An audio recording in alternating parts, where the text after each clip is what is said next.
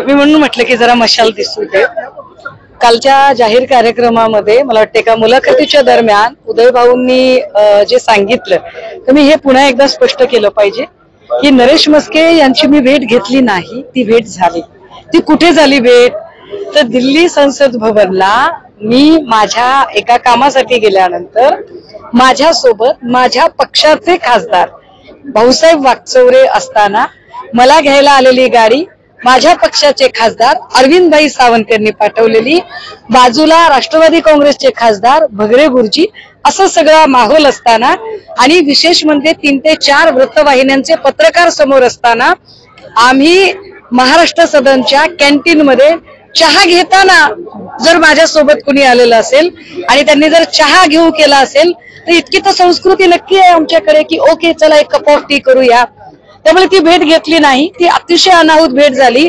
पण एका सहज स्वाभाविक घटनेला उदय भाऊंनी जो राजकीय रंग देण्याचा प्रयत्न केला याचा अर्थ नक्की आहे की उदय भाऊंच्या फार वर्मी घाव लागलेला आहे.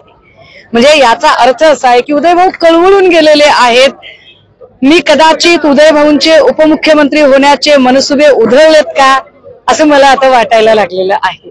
परंतु मला याची खात्रीच आहे की होय, मी पुन्हा एकदा पुनरुच्चार करते की उदय सामंतजी हे एक अख्खा गट भाजपमध्ये मर्ज करण्यासाठी अति उत्साही झालेले आहेत. त्यांच्या हे पक्क लक्षात आलेलं आहे की आता अमित शहांचं पण, कारण अमित शहा या सगळ्या तोडफोडीचे शिल्पकार आहेत, तोडफोडीचे शिल्पकार असणाऱ्या अमित शहांनी सुद्धा जेव्हा झिडकारलेलं आहे अशा काळामध्ये आपण आपलं बघितलं पाहिजे.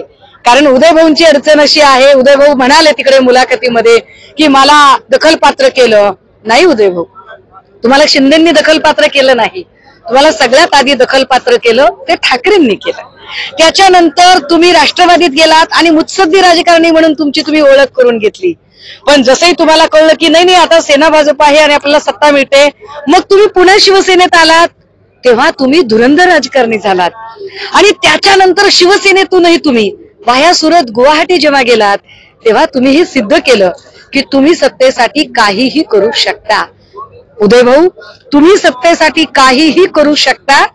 हे जसं 3 पक्ष बदलताना तुम्ही केलेलं आहे तसं उदय भाऊ, तुम्ही ज्यांनी तुम्हाला दखलपात्र केलं असं तुम्ही आज अत्यंत कृतज्ञतेने ओतप्रोत होऊन बोलत आहात. उद्या तुम्ही त्यांना सोडून एका क्षणात भाजपात उडी घेऊ शकता. कारण तुमच्या सोबत गोगावले असतील, संजय शिरसाट असतील, भुमरे असतील, असे किती भुसे असतील ज्यांच्या भोवताली चौकशीचे पाश आवळले जात आहेत आणि ज्यांना वाटते की आपला तारणहार भाजप आहे.